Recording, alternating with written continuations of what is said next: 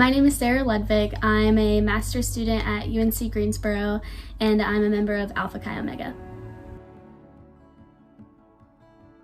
So I went abroad to South Africa in spring 2020, and while I was there, we had a couple nights where we would just sit and pray for a couple hours, and we dedicated one specific day to that.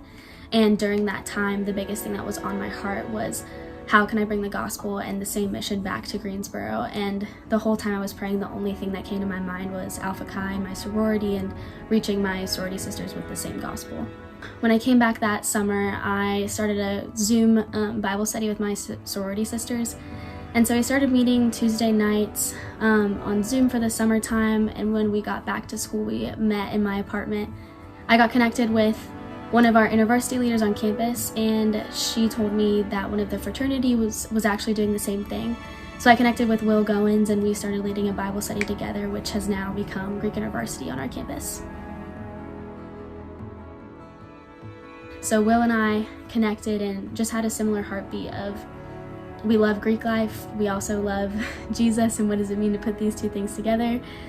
And our biggest goal in that was, he can reach the Brothers of Pike really well and the guys of Greek life, and I can reach the sorority girls pretty well. And we wanted to create a space that anyone would feel welcome, that there's been a lot of hurt that people have in their backgrounds and experiences, and we just wanted to create a safe place where people feel welcome no matter what sorority or fraternity or denomination, that the gospel is the gospel and the love of Jesus is made for all people, that they can walk in knowing that this is a safe place for them where they can talk about whatever's going on and not feel shame or judged, but feel the love of Jesus and being compelled by the love of Jesus to change. I would say the biggest challenge leading, honestly, I'm just learning myself that I don't have it together and I'm not supposed to, that when my friends get to share about their week and what they're going through, it's time that I get to learn from them as well, because it's so easy for me to get into that habit of I have to have it together, I'm supposed to be the leader and I'm supposed to know what's going on. So it's just been really humbling to continually be met with hey Dusty, I messed up this week. He's like, all right, well, Jesus still loves you, and we're going to work on how to change the narrative again, how to continue to choose Jesus in whatever environment we're in. And I think the same thing for our community is learning to be a disciple of Jesus, that Jesus didn't pick the perfect people, and I think a lot of us feel inadequate. So just pursuing the gospel honestly together and being able to hold one another accountable, because we're consistently missing the mark and are going to continue to do that, and to have a community that says I fully see what's going on, and in your pain I want to be there for you, and in your proudest moments I want to be there for you too. It takes a lot to be that honest with each other, so it's been a struggle, but also one of the most joyful things being able to witness and be a part of. As I've been leading, I think the biggest thing that I've been continuing to learn is what it means to show up fully honest, which I think for most people is really messy. I grew up having the expectation to show up, having it all together, and leading Bible studies and leading other people.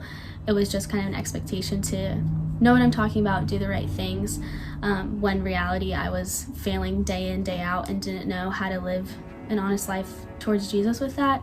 And my favorite part about Greek life is just the honest messiness of it. We have had a lot of sisters and brothers say that they don't feel welcome at church because of the judgment they might feel or past interactions.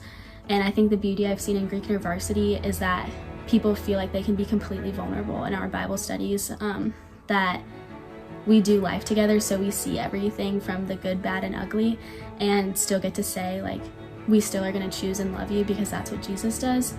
And it's been really healing for me too, to have a community that sees all of me and fully knows me and fully loves me. So it's just been really healing and fun and authentic. So Will and Dusty and I met one time, and Dusty shared with us that some Clemson students had started setting their alarms for 11:50 on Friday nights. And the purpose of that was to, wherever you are, whatever you're doing, just stop for a few seconds and pray for Greek life on your campus. And so Will and I introduced the idea to our Bible study, and we had a little bit of pushback of like, why would I do that on a Friday night? I'm probably having fun with my friends, maybe doing things I shouldn't be doing.